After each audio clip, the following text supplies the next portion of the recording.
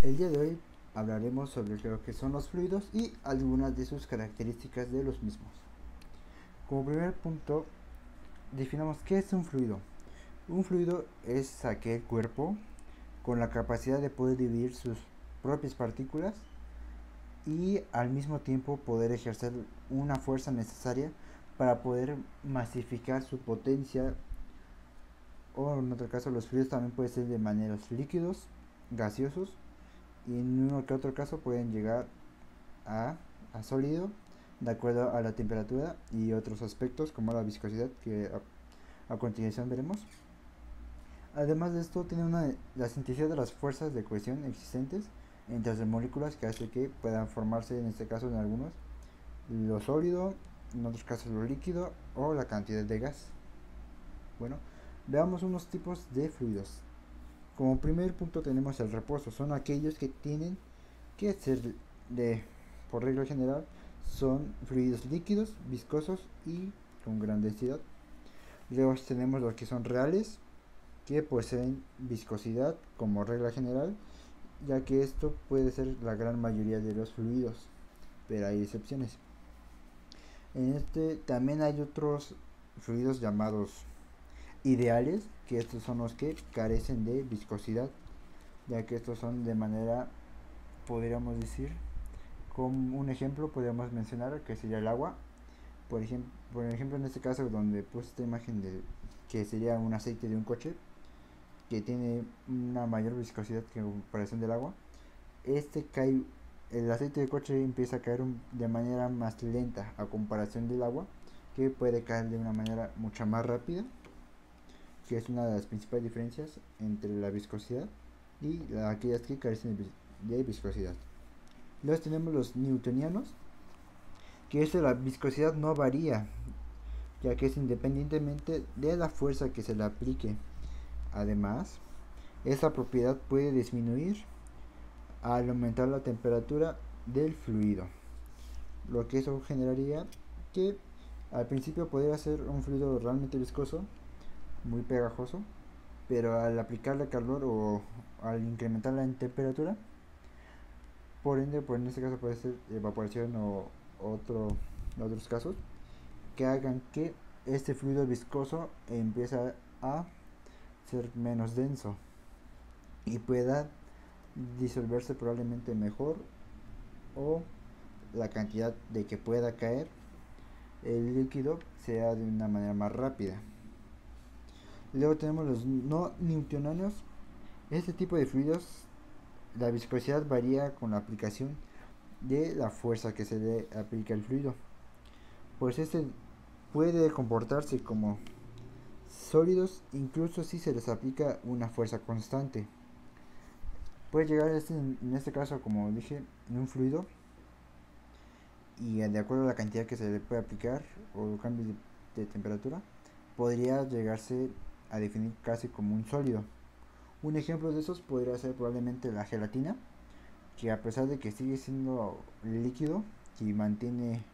una manera entre comillas sólida, ya que es gelatinosa y rebota bastante, este podría ser un buen ejemplo de los no newtonianos. Luego tenemos los que son compresibles. Estos son gases quienes poseen una gran cantidad de compresión, de que en este caso, como sabemos, las moléculas están dispersadas. Para tener compresión podemos definirlo como que tienen una gran cantidad de fuerza aplicada sobre las moléculas, que al momento de destapar, por ejemplo, de su envase puede salir disparado debido a esta presión que se puede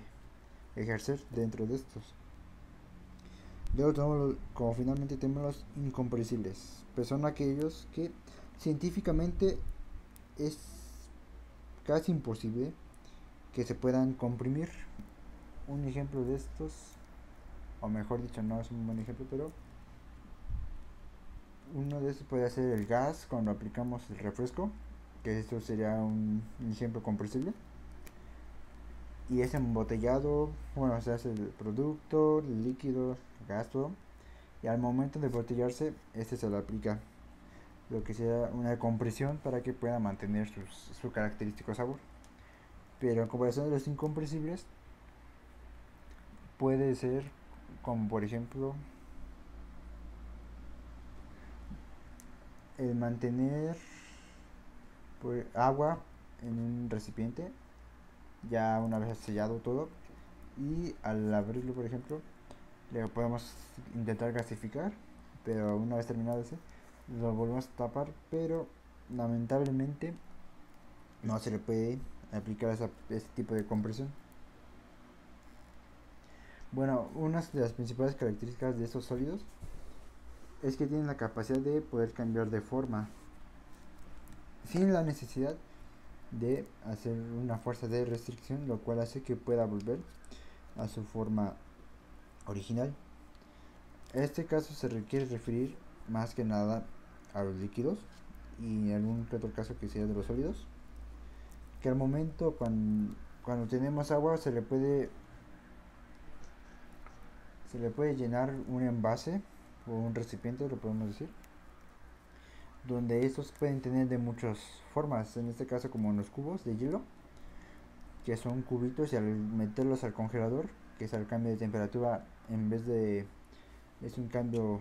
que cae drásticamente de una manera negativa, haciendo que congele el fluido, que en este caso sería el agua, y adquiera esta forma de sólido como un cubo, pero con el paso del tiempo, cuando lo quitamos del congelador y si nuevamente se vuelve a aplicar calor, que será un aumento de temperatura de manera positiva, este se empezaría a derretir y volvería a formar se volvería a convertir en agua, lo cual sería su forma original. A continuación tenemos la viscosidad. La viscosidad son los fluidos que hace diferentes las capas del fluido,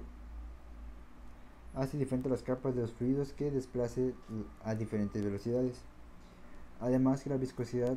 de los líquidos puede disminuir con el aumento de la temperatura, que mientras los gases puede suceder lo contrario.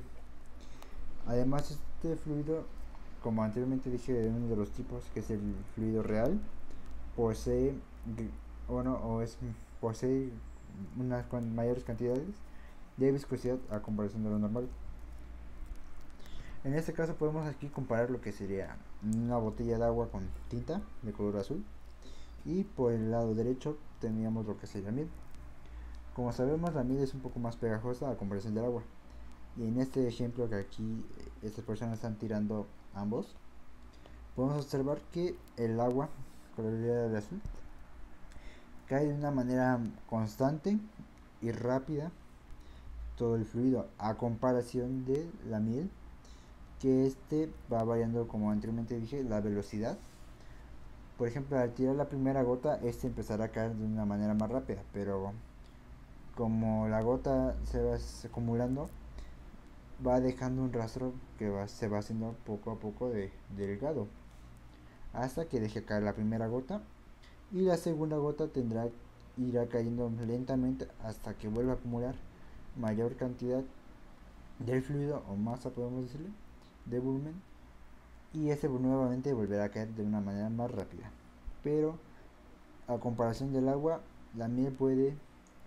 caer de una manera más lenta a comparación del agua, porque esta no es de una manera constante, sino que va variando entre rápido y lento de acuerdo a la cantidad de fluido. Luego tenemos la densidad, pues esta es la medida de la cantidad de la materia que hay en el volumen determinado, y además los fluidos pueden adquirir una mayor o menos densidad de acuerdo a la cantidad de partículas que haya en el mismo volumen del fluido, o en otras palabras, la cantidad de sustancia que haya en un envase o un tubo. Y además de esta densidad, hay casos donde las interacciones de las mismas partículas del fluido o las moléculas puedan tener reacciones probablemente consigo mismas o con otras sustancias que puedan influir a dar un cambio probablemente significativo de la densidad del mismo. Un ejemplo común, podemos decirlo, sería el agua con el aceite, donde hay una diferencia, ya que estas dos sustancias no pueden mezclarse. Pero aunque por ejemplo podemos echar una cantidad de aceite vegetal al principio y esté en un recipiente, y como podremos ver quedaría en la parte de abajo, como en este caso que es el primer líquido amarillo que está en la parte de abajo al principio, pero al echarle, en el momento de echarle agua, esta no se puede hacer una mezcla homogénea debido a las moléculas no son compatibles y no hacen una atracción de coherencia, sino de una de adherencia, ¿ok? Y al echarle este momento de agua, el aceite que estaba principalmente abajo, este subirá o parecerá que flotará, pero se mantendrá libre sin llegar a mezclarse con el agua. Y eso se debe a que puede contar con una menor densidad a comparación del agua en el recipiente que se encuentra, cabe mencionar. Luego tenemos lo que sería en parte lo que mencioné hace un momento de la cohesión y adherencia, donde principalmente la cohesión es aquel que mantiene unidas las moléculas de la misma sustancia una con otra. Es por eso que esta razón, como por ejemplo, si dos moléculas de agua, o dos gotas mejor dicho, se juntan, estas al juntarse se mantendrán unidas, lo cual dejarán de ser dos gotas y se formará una gota que probablemente sea más grande. Y en cuanto a la adherencia, es la fuerza de atracción que se manifiesta entre las moléculas de dos sustancias diferentes. Como hace un rato mencioné, probablemente no se pueda mezclar, como era la cuestión del agua con el aceite, sino se adhieren ambos, ya que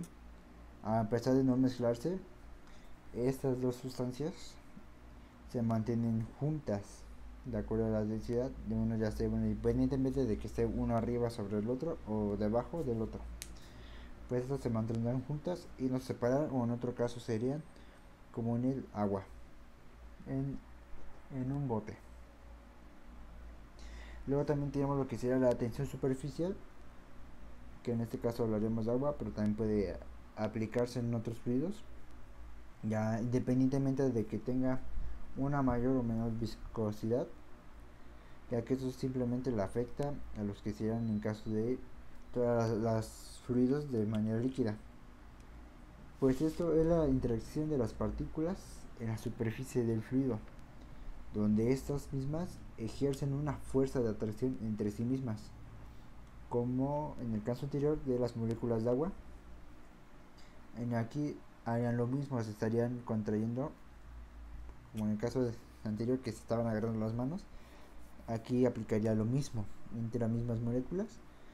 y que en estos casos esos fluidos dificultan el paso por pequeñas aperturas. Por ejemplo, como tenemos aquí en imagen, el mosquito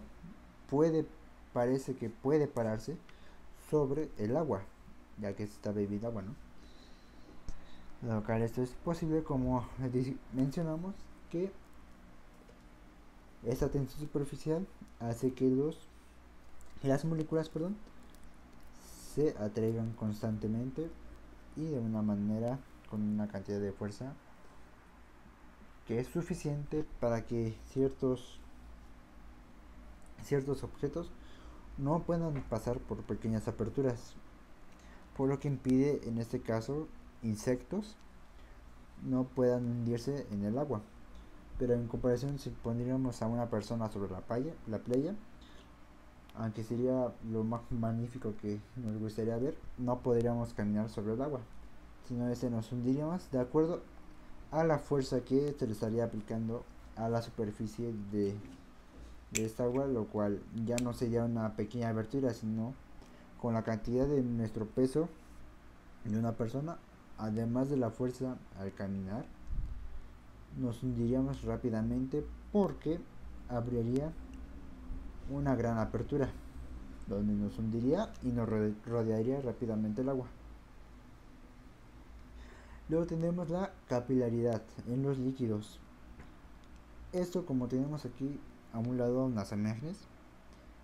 son el fluido sube a través de, en algunos casos, que pues en un tubito con un diámetro realmente pequeño, en conjunto de lo que vimos de la tensión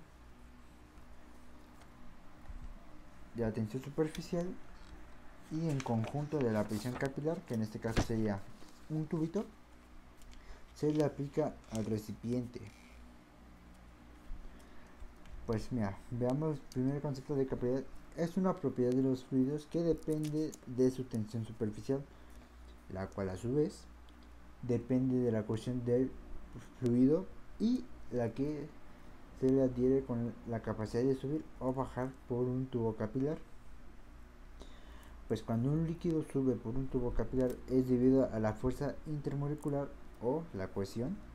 es menor a la adhesión del líquido con el material del tubo. Ejemplo, en este caso aquí tenemos agua, donde ya tiene su presión atmosférica ya presente, y nosotros al insertar un tubito de un diámetro pequeño, la presión capilar, al tener un diámetro realmente pequeño donde pueda pasar el agua, es menor esta adherencia a comparación de la cohesión, lo cual provocará que el agua pueda subir por el tubo. Pero en comparación, si metiéramos un tubo de cristal o de mismo material que el anterior, pero este contara con un diámetro del tubo un poco más grande, donde sea capaz de igualar la cohesión del fluido, o también lo podría superar, lo cual podría subir unos cuantos milímetros y se mantendría ahí, o se empezaría a bajar drásticamente. Esto es debido, como les acabo de mencionar, que si la cohesión es mayor a la adhesión del líquido con el material del tubo, empezará a bajar, pero como caso contrario sería menor, podría subir. Un ejemplo de esos son experimentos tan conocidos. En este caso aquí tenemos 3 recipientes con sustancias que están pintadas de diferentes. En este caso son aguas con diferentes tintes para poder identificarlos. Pero en este caso no estamos ocupando un tubo, sino estamos ocupando papel enrollado, donde al hacerle fuerza y al aplicarlo de un recipiente al otro, como anteriormente dije, la presión donde tiene que subir tiene que enrollarse y se le va a ir adhiriendo al papel, por lo que provocará que la sustancia vaya subiendo y probablemente pueda llegar hasta el otro lado del recipiente,